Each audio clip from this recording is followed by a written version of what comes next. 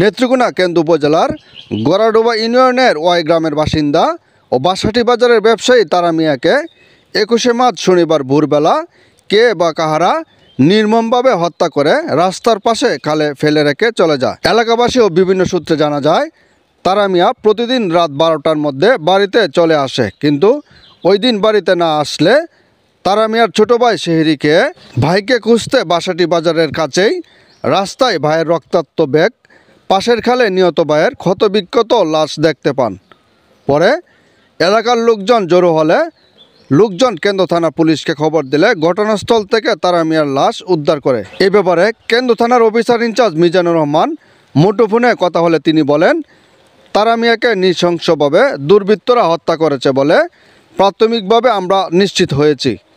খবর শোনার সাথে সাথেই ফোর্স পাঠিয়েছি। ময়নাতদন্তের জন্য লাশ নেত্রকোনা সদর হাসপাতালে পাঠানো হয়েছে।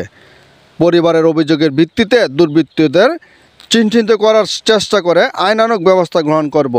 এদিকে তারা মিয়া নিহতের ঘটনায় কেন্দ্র উপজেলা জুড়ে ব্যবসায়ী ও সাধারণ মানুষের মাঝে এক আতঙ্ক বিরাজ করছে।